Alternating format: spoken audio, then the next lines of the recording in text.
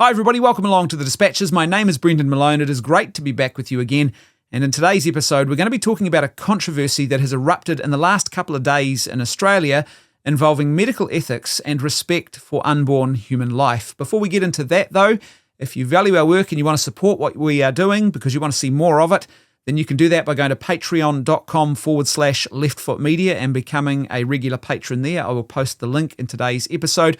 Or you can do that by becoming a supporter right here on Substack, if that's where you are watching.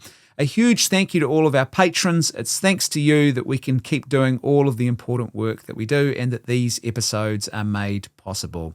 Alrighty, so this particular incident that is attracting great controversy in Australia kicked off a couple of days ago on Wednesday when the mainstream media over there published an article about a Brisbane Catholic hospital that doesn't perform abortions. And there is a couple who were experiencing a very difficult situation who wanted to have an abortion and they weren't able to obtain what they wanted. And so they have gone public with their story. And as you can imagine, this is now attracting great controversy. I think this is an important issue, and I think all people of goodwill should be concerned about this. And so I think it is worthy of an examination, and that's what we're going to do here today. So let's jump into the article. I'm going to read the article, share my thoughts as we go, and then finish up with a few concluding remarks about what I think the cultural implications of this are and why this is happening the way that it is. So let's jump into this article now. After a miscarriage and unsuccessful IVF attempts, Brisbane woman Elisa and her husband Brent were feeling cautiously joyful at their 12-week pregnancy scan earlier this year. It showed a beautiful baby with 10 little fingers and 10 little toes. I have to say, we did fall in love with our little baby girl, and we were really thinking that it's finally happening for us, Elisa said. That joy came crashing down less than 30 minutes later. The Brisbane couple who met and fell in love when they were aged in their 40s were still at the Mater, that's the Catholic hospital, when they were notified a prenatal test result had arrived. It had been delayed due to processing errors and showed their baby was at high risk of a serious genetic abnormality. What came next compounded their grief and prompted them to speak out. Now, before we go any further, I think it is important to acknowledge and to recognise that we should have a humane compassion for this couple. They are in a situation where they are desiring to have a child. They are later in years, and they think that this has finally happened for them. This is a very good desire to have. They think this has finally come to be, and then they are confronted with this absolutely devastating news about what's going on with the life of their unborn child in the womb. And so I think it's important to be humane and to be compassionate in this and to have a genuine human empathy for their situation. Having said that, I think it's also important that we respond with clarity because they have now, on the back of this, ignited a very public conversation about ethics and morality in the public square. And there are some important issues that they have raised, and those issues do demand an answer. And I think it's important that we think with reason and compassion through those issues. And so we recognise it's not just about compassion for a couple in a very difficult situation, that is important, but also it's about compassion for everyone who's involved in this circumstance, as we will hear as we unpack this more and more. And it's also, very importantly, about the moral principles that actually govern our public square and how society, or how things like this play out in society, because that's hugely important as well. And we must be clear-eyed and level-headed about this. Otherwise, we fall prey to a type of emotionalism, which means that we're not really thinking through what is good and what is true. We are simply allowing strong emotional sentiment to dictate how we act. And sometimes strong emotional sentiment can be good. It can lead us in the right direction towards more empathy and more compassion. But also, if it's unchecked or it gets out of control, it can lead into situations and places where we do things that are not actually good. And so that's why we need to actually discern and discuss these moral principles like we're going to do today in this episode. Let's carry on with the article. Further testing confirmed the diagnosis, but the parents were informed the Catholic-run Mater did not provide terminations of pregnancy, including when the fetus had a serious medical condition. Two things here straight away you'll notice is they've included that caveat, including when the fetus had a serious medical condition. And the implication here, if you stop and think about this, what's buried beneath the surface of the words here, is that there is somehow a moral obligation we have to respect human life when it's healthy, But if that human life is unhealthy or experiences a disability or some sort of adverse diagnosis, like let's imagine that a couple has a child and for the first 2 years of its life, everything is as it should be and there doesn't seem to be any major health issues. And then 2 years later, some things begin to manifest themselves and the diagnosis is revealed that they have some very serious adverse condition that is happening now in the life of their child. That doesn't mean that all of a sudden we are now exempted from the normal obligation to respect and to care for that human being. Because of the fact that they are unwell or they have an adverse diagnosis, that doesn't mean that they somehow become less than human. And I think this is a cultural trend and it's something to recognize for what it is, but it is a cultural norm in our society that is not good and it's not healthy. And we need to recognize it for what it is and I think rightly sort of push back against that. Secondly, you'll notice how the journalist is now referring to the unborn child as a fetus. This is an attempt at dehumanization. Fetus, by the way, is a Latin word. It means little one or little child. It's not particularly dehumanizing, but it's often used in a dehumanizing way. And you'll see as we go further into this article that there is even more dehumanizing language used as well. But the point is, it's a very stark contrast to earlier in the article when they were talking about a beautiful baby being in the womb. Again, this is very important to recognize that verbal engineering is about social engineering. To engineer like a social ideological outcome, you have to first manipulate and use language in a way that doesn't reflect reality. And you see that a couple of times in this particular case. And this is a very common thing in our society now, particularly when this issue is discussed. And so I think it's important to actually be discerning and examine that and call it what it actually is.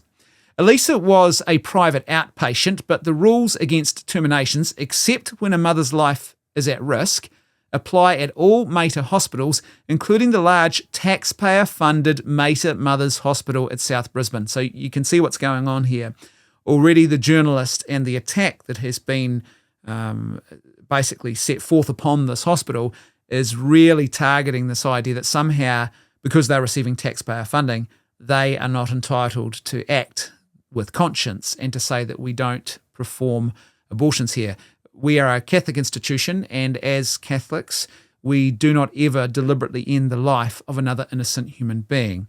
And that doesn't change regardless of the age, their location. It doesn't change if they're healthy or unhealthy. We don't ever deliberately end the lives of innocent human beings. And so that's the moral principle of conscience that they are holding to. And so you can see clearly the people who are driving this attack, they don't like that at all, and they don't believe they even have a right to hold that position in the public square in the way they do. The 42-year-old was offered a workaround, quote unquote, by a private obstetrician who prescribed her medication in an attempt to stop the baby's heartbeat. That would allow a doctor to do a dilation and curettage, a surgical procedure to remove the pregnancy at the mater once there were no signs of life. Now, this is interesting. You see there's even further dehumanization going on here. They are now referring to the unborn child as the pregnancy. But this is completely untrue. Pregnancy is a process. It's a natural process that bodies go through. The body of the mother and the body of the unborn child or unborn children who are in the womb during each pregnancy. So when my mother was pregnant with me, her and I went on that journey of pregnancy together. Pregnancy is the journey from conception through to birth. It is not a human being. So what they're doing here is they're dehumanizing the unborn child by suggesting that they are nothing more than a process or perhaps a collection of cellular material and matter, and they are calling that the pregnancy. They're not even using the word fetus anymore. They've now gone to a whole nother level here.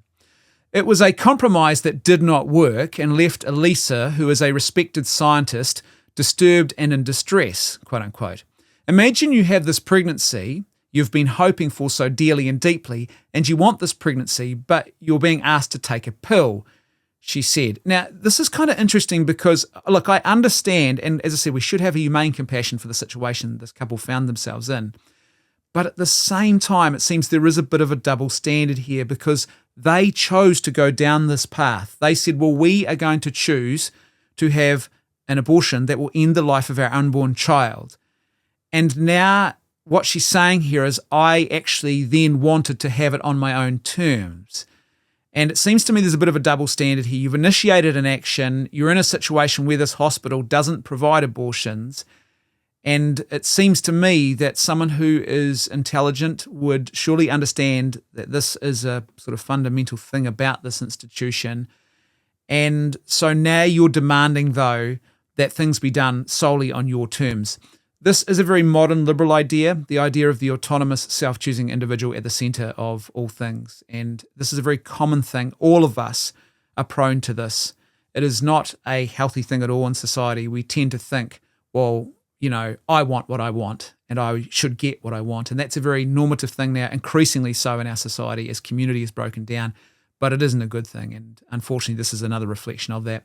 The couple's nightmare deepened when the heartbeat did not stop as Elisa approached the 14-week mark. So this is even more tragic and I guess disturbing, you'd say.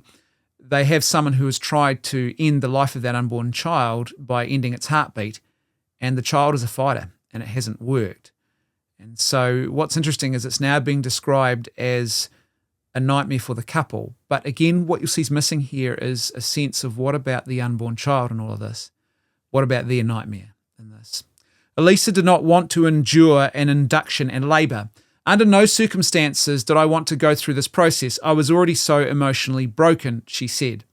Another obstetrician scrambled to find a private clinic south of Brisbane to conduct a surgical termination at a cost to the pair of about $1,500. It was a devastating experience for the couple who chose the Mater because we wanted to have continuous care, but we were abandoned instead. Well, that's not actually what's happened here. No one was abandoned.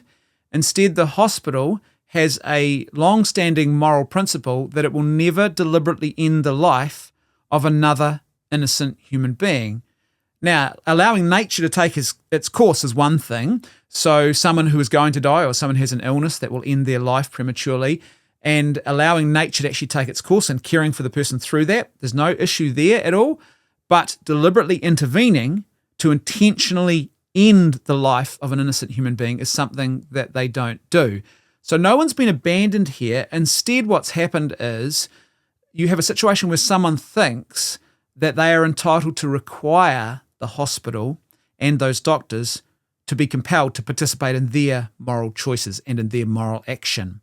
And if you're pro-choice, clearly that's not consistent, because surely being pro-choice means that you actually allow people to choose for themselves their moral actions, and that includes doctors and hospitals and others. They should not be compelled. No one should ever be compelled to participate in your moral actions against their will. I assumed that a world-class hospital would be offering world-class pregnancy services, and sometimes in a pregnancy things don't go to plan, Elisa said. Yeah, that's true, and they are renowned apparently for providing world-class care in this hospital, but that's got nothing to do with abortion. Abortion is not a care. It's not healthcare. It's a separate thing altogether.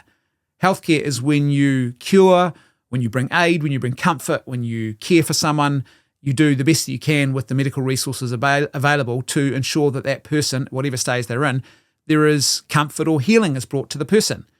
Abortion doesn't do either of those things. Abortion ends the life of an unborn human being. And so there is a moral component here, and that means it must be understood properly. Our culture has lost sight of this, and this is where verbal engineering, you'll see in a moment, really, really confuses things for a lot of people.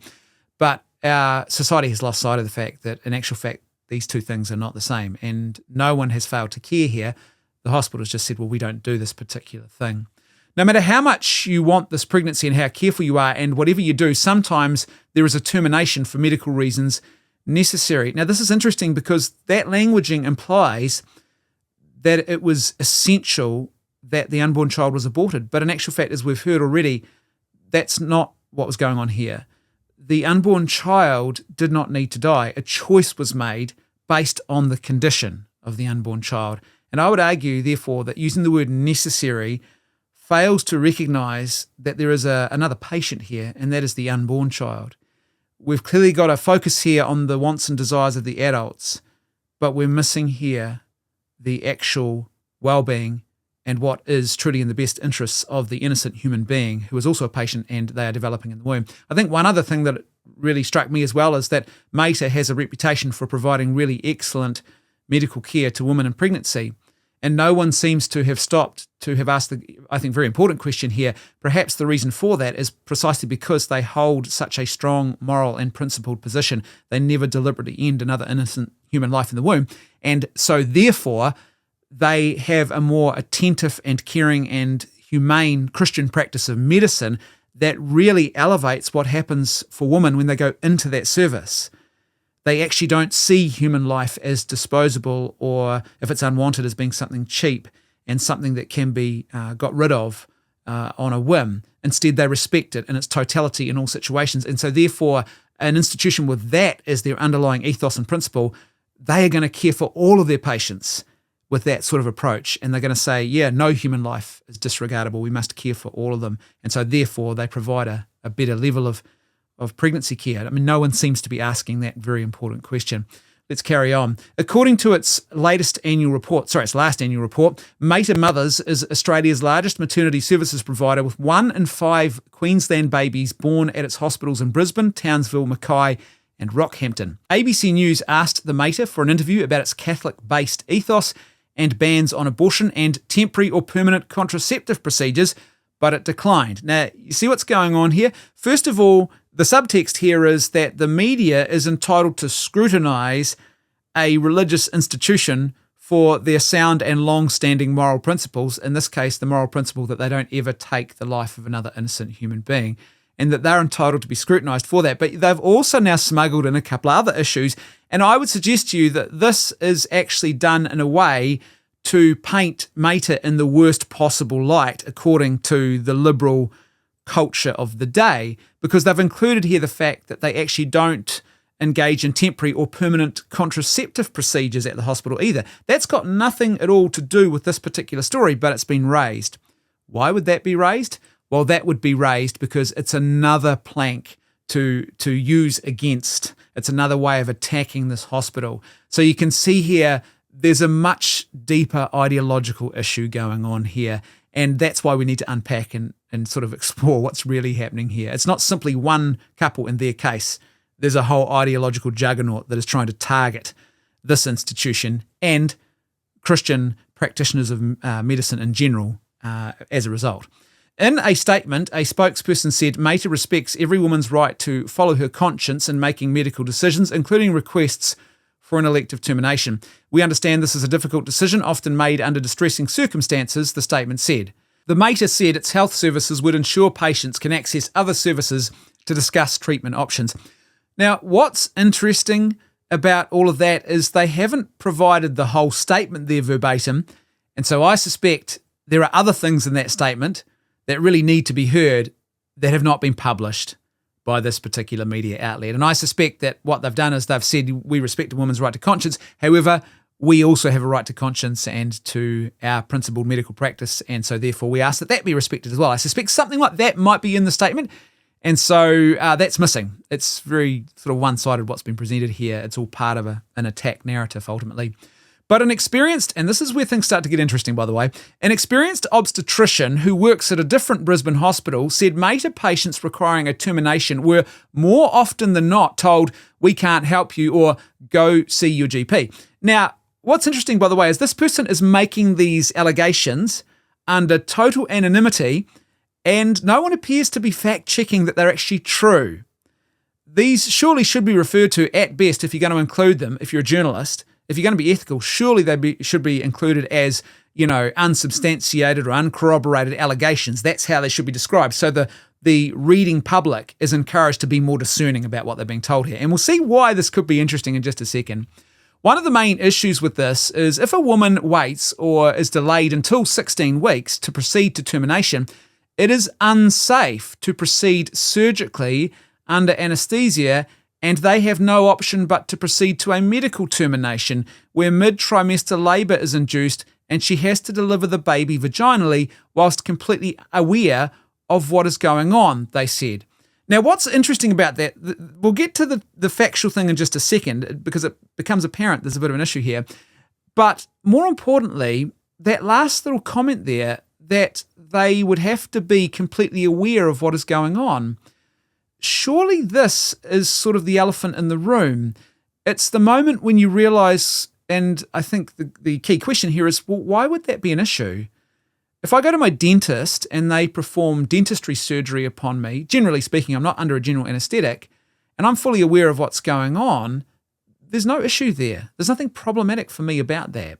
if I go to my doctor and they perform this, different types of surgery that don't require me to be put out under a general anaesthetic, then I'm fully aware of what's going on. And unless I'm one of those sort of exceptional people who just absolutely is horrified by surgery, the fact that I'm completely aware of what's going on is not a problem. In fact, generally, it's probably a good thing. There's probably a sense of, I'm actually having some genuine healthcare provided to me that I need.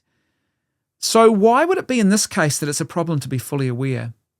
Is the problem here that in actual fact, there is the deliberate ending of a human life going on, so there is a moral issue at stake here? And this moral issue is obviously why the hospital has the stance that it does. And again, it seems to me that comment is inviting a very important question about why this would actually be an issue. Now, remember I said to think about the factual claims being made there? Well, here's a very important next statement in the article. The Royal Australian and New Zealand College of Obstetricians and Gynecologists clinical guidelines currently state medical or surgical abortions are safe from 14 to 24 weeks gestation. That is a complete contradiction of what this anonymous obstetrician who's attacking the hospital has just claimed, which is fascinating. So what that implies is that this obstetrician is not telling the truth. I think we're probably safe to assume that the Royal College is actually well versed in what it's claiming here and that they're relying on actual research versus what this obstetrician, who is trying to create fear and also probably trying to create pressure on the Mater Hospital because of its moral stance. And it seems clear that's what's going on when we read on in the article, as more is said by this anonymous obstetrician. However, doctors maintain, and by the way, this is fascinating, isn't it? They have just put into this article a very important fact check, which challenges the claim that an anonymous obstetrician is making. It flat out refutes it, in fact. And then they say, however, and they just quickly move on to a completely different topic. They're not actually addressing this issue. And to me, there's a problem there. However, doctors maintain, why is it a problem? You ask, it's a problem because the public are not being properly informed. And surely that's the role of the media. The media's job is to properly inform the public, not to just disavow and move on from things that they find inconvenient truths. However, doctors maintain there is a lack of Queensland services providing surgical terminations after 16 weeks. Now, you see what's going on here now? So this story has moved even further away from where it started. It's no longer about the original couple and their circumstance. They are now advocating for later term abortions, and they're saying just in general, people who want to have later term abortions of their unborn children, there's not enough places that will actually do that for them in Queensland. So this is now going into a whole new territory. And this is very common in these situations, constantly politically lobbying for more extreme variations of the law. The specialist, who has some dealings with the Mater and so does not want to be named, described the rules as a long-standing disgrace. Now, you might disagree with the moral stance of the hospital. You might disagree with the principled position that they have taken, that they will never deliberately end another innocent human life, but you have no right to call that a long-standing disgrace. I'm sorry, that is just not sound or rational at all, and it says a lot about the nature of what's going on here. Not just that, but think about this situation. This obstetrician, who is levelling all sorts of allegations and calling the hospital, or its rules at least, a long-standing disgrace, has total anonymity. And why do they have that anonymity? Well, so they can keep making money off Mater Hospital, because they have dealings with them, and it seems that they want to keep having those dealings, and I'm assuming that's business dealings of some kind, like professional dealings, where presumably there is money changing hands. But even if that isn't the case, what you've got here is a situation where Mater, their name is all over the article, and they are being publicly attacked and named throughout the article, and the person who's making allegations, which not only are they uncorroborated, but in actual fact, you've got a College of Obstetricians and Gynecologists who's refuting one of the key claims they've just made in this article. That person has total anonymity. It seems to me that if you're going to launch these kind of attacks and you're actually going to call something a long-standing disgrace, then surely you should actually have your name attached to this. And if you're not willing to, then it seems to me there's a huge question mark, a big red flag about whether the media should even be running your claims, especially in light of what we see here with those particular claims and the uncorroborated nature and the fact that they have clearly been factually refuted. I regularly see couples who have had a significant fetal genetic or structural diagnosis made, often lethal, and want to pursue termination as an option and are frequently told, "We can't help you," the doctor said. Well, that's because obviously they don't perform abortions. They never deliberately end the life of another human being. I know this sounds like a song that's on repeat for me today, but it's really important to clarify exactly what's going on here. Otherwise, we miss the forest for the trees. When asked how many Mater patients, public or private, were directed elsewhere for pregnancy terminations and contraceptive procedures last year, see how they're now on about the contraceptive stuff as well, the spokesperson said that information is not collected by Mater. More than 5,700 babies were delivered at the Mater Mothers Public Hospital at South Brisbane in 2023-2024. Queensland Health would not confirm how much taxpayer funding the hospital received, saying any contractual arrangements between Queensland Health and Mater are commercial in confidence. And fair enough, rightly so. They're clearly providing an essential service to the community and to the people in Queensland. So why shouldn't they be funded to do that if they are providing that service? The non-Mater obstetrician said contraception and terminations were a cornerstone of women's health. Now, to me, that is a tragic statement, because it says to me that something has gone wrong either for us culturally or medically, or maybe medically and culturally, if we have this situation where abortion is now considered to be a quote-unquote cornerstone of women's health. If you go back 100 years and you talk to even a secular, non-religious medical practitioner 100 years ago, and you said to them, "Do you agree with the statement that abortion is a cornerstone of women's health?"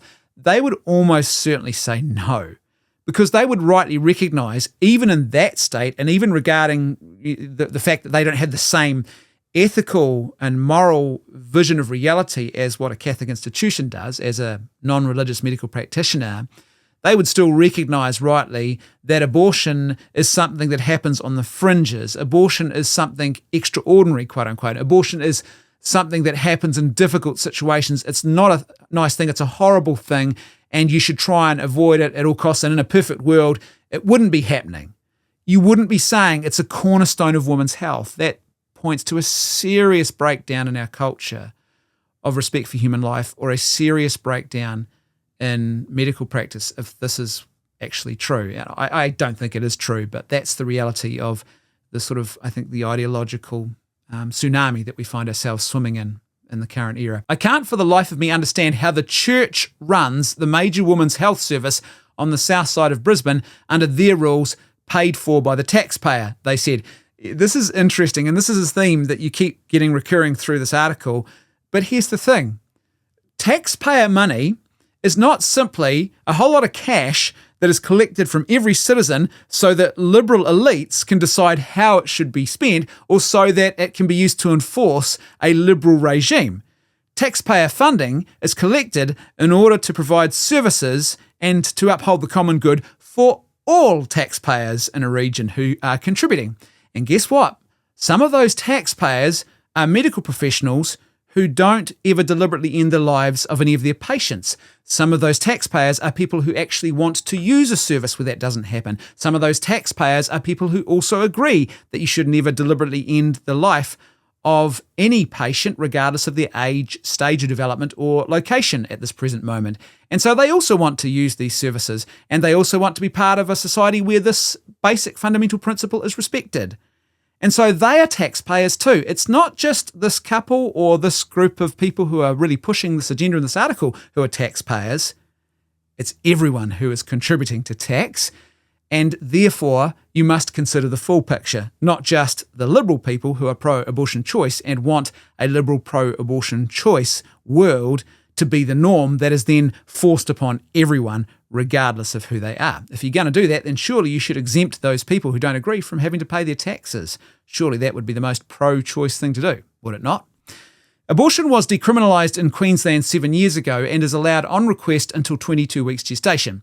After that point, in a pregnancy, sign-off is required by 2 medical practitioners. The Termination of Pregnancy Act 2018 says a health practitioner with a conscientious objection to performing a termination must disclose it and must refer the woman or transfer her care to another registered practitioner who can provide the service. The Mater said it ensured patients could access other services consistent with current legislative requirements.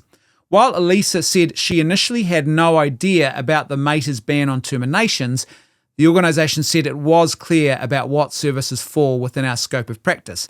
Like most public hospitals in Australia, Mater does not offer elective surgical terminations, a spokesman said. That's a really good point.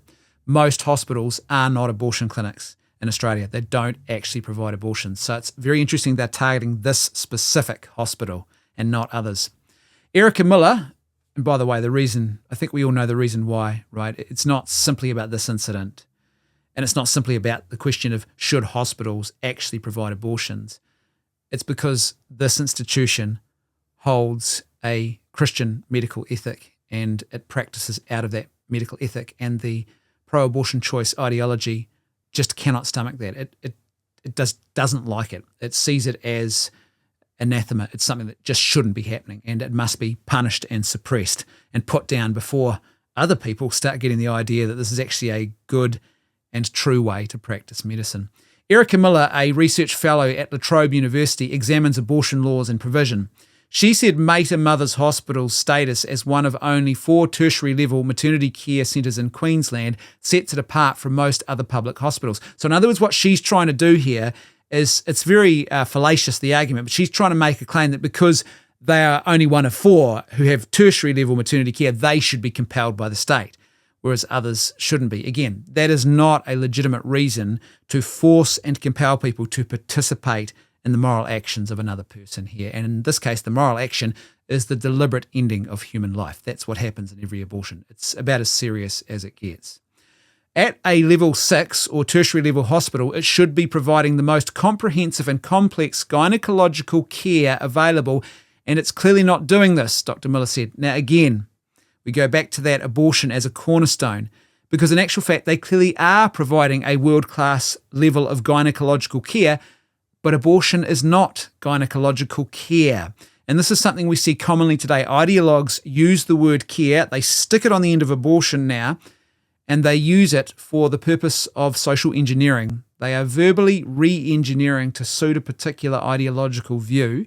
And if you call abortion care, then all of a sudden, it's a very emotive and compelling claim that you're making when you say, oh, they're not caring for their patients. But then when you stop and realise, in actual fact, no, that's not what's going on. They do care for their patients. They just don't ever deliberately end the life of any of their patients. That's the red line in the sand that they won't cross. She said other Catholic-run hospitals that did not deliver abortion care, see how she's using that again, abortion care, included the Mercy Hospital in Melbourne and St John of God Hospital in Perth. So in other words, this is a hit list, it seems to me. These are other people that should also be targeted as the sort of subtext beneath what's going on here. I think we should be asking the question of whether or not public funds should be directed to hospitals that are refusing to provide certain gynecological services. She said, well, no, they are providing gynecological services. They just don't provide abortion. They are not an abortion clinic, and they don't want to be an abortion clinic because they don't believe you should ever end the life of any of their patients. And as I said, public funding is not just a collection of money that is collected so that liberal elites can then dictate and force their liberal vision of reality upon everyone else. That's not how public funding actually works. And so she needs to stop and, think about this for just a second. ABC News asked Queensland Health Minister Tim Nicholls if the government would re-examine its funding agreement with the Mater Mothers Hospital. And so you see what's happened here now. The media is actively, this is beyond just reporting now, they're actively stoking the flames of government to try and get them turned against this institution that provides care. It's just truly shocking. You see the ideological warfare that's actually going on here when you read statements like that. A spokesperson did not provide a direct response, saying the funding and delivery of public patient health services for Queensland Health by Mater is under the provisions of the Mater Public Health Services Act 2008. Mater complies with all state and federal legislative health requirements, including the Termination of Pregnancy Act 2018, including the provision of termination pathways for private and public patients, the spokesperson said. So thankfully, it sounds like the government is not bowing to this pressure, is not caving to this ideological assault that's been levelled against the hospital. Dr. Miller also said centres that objected to providing abortions should have a formal referral pathway to another institution that delivered timely abortion care that's free. So hold on, again, not only is abortion now being called care, but apparently it's supposed to be provided at the cost of what? The taxpayer. So in other words, the taxpayers who actually are pro-life and who don't want to participate in that, they should be forced to actually pay for the abortions of other people. That's what she's demanding here. But here's the thing. The moment you force and compel them to provide a formal referral pathway, what you're saying there is they must participate in the moral actions of another person. They must help set up and facilitate that moral action. And rightly so, the doctors in this case say, like all people should be free to do, we don't actually want to participate ever in the deliberate ending of human life, and so we're not going to do that. Children by Choice, which is clearly a pro-abortion choice organisation, provides support for people seeking help with all pregnancy options and runs counselling and referral services. CEO Liliana Montague said it was not uncommon for pregnant women to contact the service because they could not obtain terminations through the Mater. She said there was a lot of work to be done to improve abortion access in Queensland. It's about making the journey as risk-free and compassionate as possible, and we'd like to see the changes to those barriers removed as quickly as possible, Ms. Montague said. Again, with all due respect to Ms. Montague, no, these are human persons who are practicing medicine here. These are religious institutions. They have a conscience and they have a right to exercise that conscience, and you cannot compel them to become abortion clinics. You cannot compel them to participate in the deliberate ending of human life. That is a very, very serious moral action, and they have chosen not to participate in that. And by the way, I can agree with one thing in her statement here, that it's about making the journey as risk-free and compassionate as possible. So let's make it as compassionate as possible, and let's have compassion for the unborn child and their well-being. Let's not think only about the situation of the adults, but let's also think about the unborn human beings, their children, who are also part of this equation. And that's what Mater Hospital is actually doing, it seems to me. They have total compassion for every patient, not just some, but all of the patients. The Mater was established by the Sisters of Mercy in 1906 with a tradition of compassionate care the organisation says remains at its core today. So in other words, the way this is phrased, the organisation says, in other words, the organisation is alleging they're compassionate, implies that really you can take this as not really being compassionate. Again, this is this sort of ideological, psychological priming that's going on in this article. But Elisa and Brent say they were not afforded evidence-based or compassionate healthcare. Well, they were provided compassionate healthcare. The facility is not an abortion clinic. They don't do abortions. So they weren't offered an abortion because they don't do abortions. They're not an abortion facility. But they do provide healthcare, and they did provide that to the couple. And I'm not sure what is meant when she says that they weren't provided evidence-based care. What evidence do you think is lacking that would then compel someone to deliberately take the life of an innocent human being under these circumstances? I can't see any reason for that claim to have any veracity at all in this particular situation. Having a religious doctrine taking away this service that I, as a Queenslander, am eligible for, a termination for medical reasons or a termination for any reasons, was absolutely devastating, Elisa said. Now, this is important to understand because compassion is not simply, and this is a common cultural mistake today, compassion is not simply how I feel about the treatment I am receiving. It's not arbitrary and it is not subjective.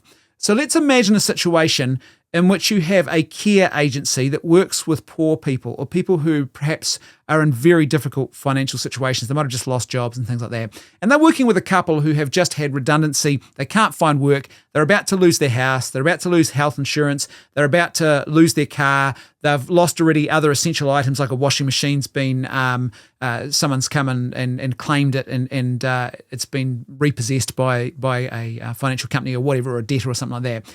And let's say that this aid agency that helps people who are in poverty, they pay off all of those various bills and pay off their mortgage, and everything is sorted so they get the washing machine back, they don't lose their health insurance, they actually have food on the table, they don't lose their house, the mortgage payments are made, etc., etc. Imagine if that couple turned around and then said, well, no, this wasn't compassionate the way we were treated because they didn't do what we wanted them to do. No, that's not what compassion is. We can clearly see that couple has been treated compassionately. They have received, like that family has been cared for. And just because the family might say, oh, we didn't want our mortgage paid, we wanted them to buy us a whole new house, and they didn't do that, and therefore that's not compassion. That's not what compassion is. It's a common mistake today. It's really something that comes on the back of Jean-Jacques Rousseau and David Hume and the sort of emotivist sort of approach to morality, where we sort of put our own emotions at the center of everything, and it creates ideas that are not so good or not correct. And again, the way she's framed it when she talks about having an abortion for medical reasons, that makes it sound like it was a life or death circumstance, that like this was necessitated. But in actual fact, as we've already heard at the beginning of the story, there was an adverse diagnosis, and then they made a choice of what they wanted to do based on the back of it.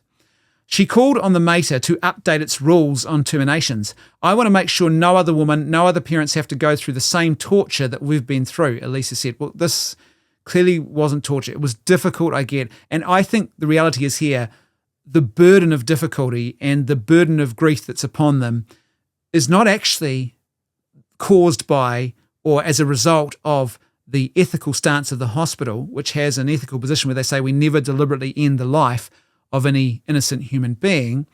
It was caused primarily by the fact that they so desperately had this beautiful and good desire to be parents. They wanted to have a child, and they thought they'd finally put themselves on that journey, and then the whole world collapsed around them when they were given this adverse diagnosis. That's the real reality of what's going on here, I would suggest, if you want to talk about where the really torturous aspect of this truly is.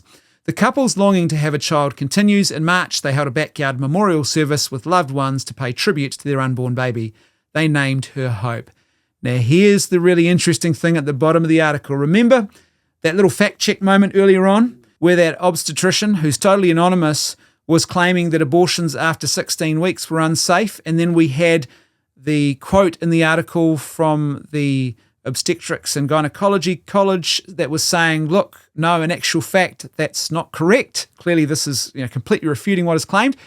Well, here's an editor's note at the bottom. And this is the day after the article was published. This article has been updated to include the Royal Australian and New Zealand College of Obstetricians and Gynecologists clinical guidelines, which state surgical abortions are safe from 14 to 24 weeks gestation. Now, what's interesting about that is that wasn't in the original article. So A, they didn't fact check the claim. They just published it. And I can understand why, because they are very vulnerable to a modern vulnerability that all of us have. They were being told this by an expert. And so when an expert tells you something, you don't question the experts. And so they just reprinted it. And so they were very vulnerable to that. But it seems to me that's a serious failure, not bothering to fact check something. By the way, I've never heard that claim anywhere else on any side of this debate. I've never heard anyone make that claim at all. So this was brand new to me. I remember reading the article first time through and I thought, what? I've never heard this before. Where is this coming from? Has something changed? Is there some new research that I don't know about? No, I've never heard anyone make this claim. Now, the other thing that's interesting is the fact that they actually updated the article after the fact, but didn't address that. They left the claim in the article and they didn't do anything about it. They didn't actually address the fact that this is a questionable claim.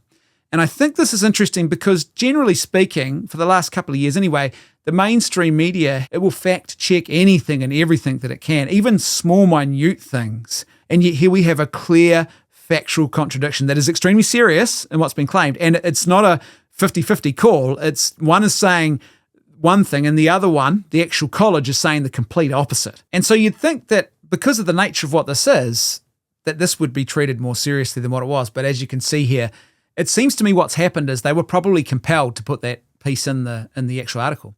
So I think what happened was they didn't do any fact checking. They published the article, and over the subsequent 24 hours or so, some concerned citizen or maybe even the hospital or some other doctor looked at that and said, that claim is factually untrue. Here is the actual reference from the Royal Australian and New Zealand College of Obstetricians and Gynecologists, and it completely refutes what he says.